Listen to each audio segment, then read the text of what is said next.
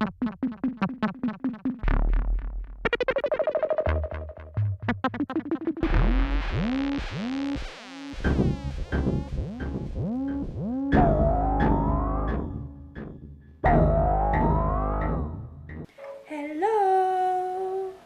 Alors aujourd'hui, c'est ma participation au NYX Face Award.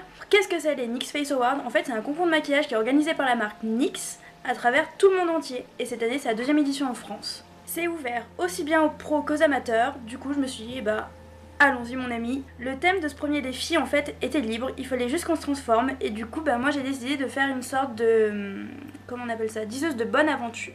J'espère que la vidéo vous plaira, en tout cas moi je me suis beaucoup amusée à faire tout ça. Merde ça tombe. C'est le principal. Je commence par appliquer une base siliconée sur mon visage là où j'en ai besoin afin de lisser ma peau et que le fond de teint que je mets après avec l'anti-cerne et tout ça glisse bien, que ça fasse pas de démarcation. Pour le fond de teint, je choisis une teinte un poil plus claire que ma carnation pour pas que ça fasse trop bizarre. Et je mets tout ça sur mon visage avec un gros pinceau, j'étire bien. Place à l'anti-cerne, je le place évidemment dans mes cernes, au coin du nez parce que j'ai souvent des petites rougeurs, un peu sur le front, un peu sur le menton pour éclairer et j'estompe bien tout pour qu'il n'y ait aucune démarcation possible. Je passe ensuite à la poudre pour que tous les fards que je vais mettre ensuite, parce que je vais travailler au fard poudre, donc si je poudre pas bien mon visage avant, ça va accrocher, ça va faire des démarcations, ça va pas être super joli. Donc je poudre bien partout.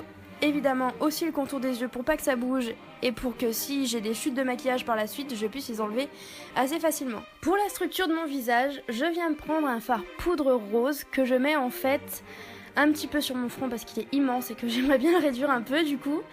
Un petit peu dans le creux de mes joues, je vais m'en servir un peu de contouring pour vraiment refaire la structure. Donc j'insiste, j'en remets un petit peu si je perds en intensité, je dégrade bien. J'en mets aussi sur le coin interne du sourcil pour donner un air un petit peu mystérieux.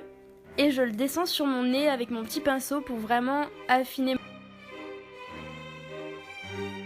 Toujours avec le même pinceau. Pour le coup là je viens prendre un fard qui est toujours poudre mais qui va être violet pour vraiment intensifier et vraiment creuser les joues, vraiment donner une petite dimension en plus au maquillage. J'estompe bien au maximum et avec ce qui me reste sur le pinceau je le descends en fait sur mon visage pour vraiment donner un effet allongé. Donc je reprends pas de matière, vraiment ça doit être subtil, on doit presque pas le voir, c'est là mais on ne le voit pas.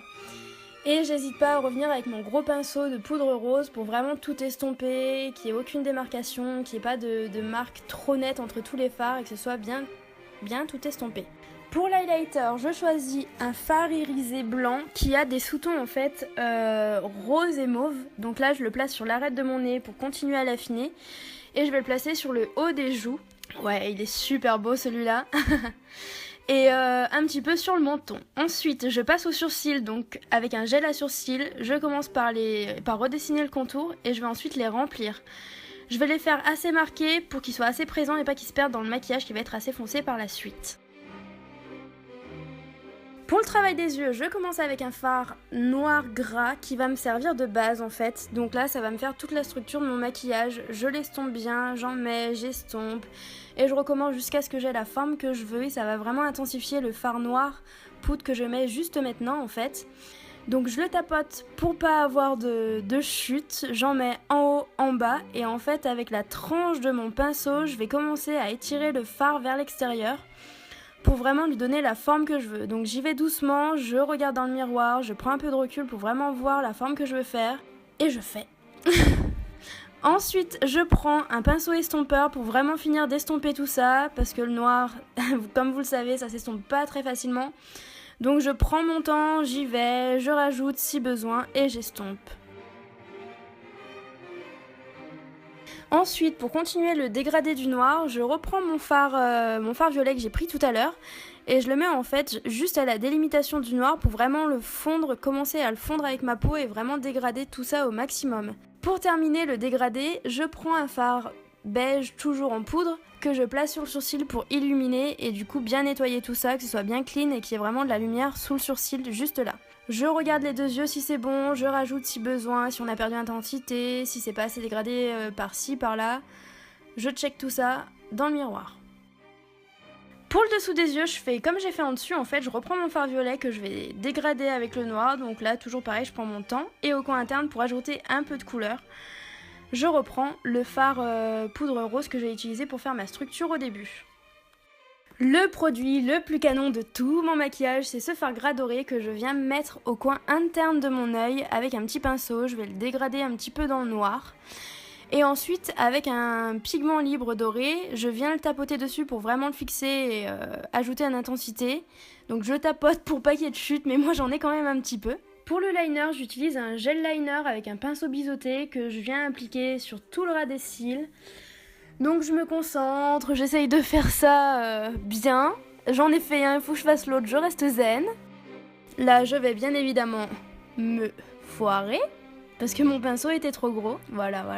Fanny pas contente, donc je reprends un petit pinceau pour être plus précise et faire mon coin interne en fait beaucoup plus précisément et dessiner correctement surtout. Pour la bouche, je prends un crayon noir pour en fait dessiner grossièrement les contours. Comme je vais pas faire la forme de ma bouche naturelle, je vais essayer de la redessiner un petit peu. Je préfère, avant de le faire au liner bien noir, je préfère le faire un petit peu au crayon gras, comme ça si je me trompe j'efface et je recommence. Donc là je prends mon gel liner pour le coup avec le petit pinceau tout fin pour être vachement précise. Je fais les contours, je remplis au maximum et voilà. C'est assez drôle la bouche noire, on n'a pas l'habitude tous les jours, surtout avec cette forme là. Et ensuite du coup pour apporter quand même un peu de lumière parce que c'est bien foncé, je reprends mon fard highlighter et là en fait ça va être tous les sous-tons un petit peu rose mauve qui vont ressortir. Place aux fossiles, je déteste ça, mais c'est vrai que ça change vachement un maquillage. Donc j'ai appliqué les fossiles et maintenant c'est l'heure de la coiffe. Wouhou. Donc pour lier mon cou et mon visage, je reprends mon petit pinceau, mon fard rose et j'en applique un petit peu dans le cou pour vraiment continuer cet effet allongé que je cherche. Pour les mains, je reprends mon crayon noir en fait et je trace des signes complètement au pif, au hasard pour ajouter le petit côté sorcière. Pour la coiffe en fait, j'ai cousu des wefts sur un bonnet de perruquier, j'ai ajouté une structure sur le dessus vraiment très grosse pour faire comme si elle avait les idées tout embrouillées la madame. J'ai collé un petit peu les pages d'un vieux livre, des vieilles cartes et puis ma foi ça fait l'affaire pour ce maquillage de diseuse de bonne aventure.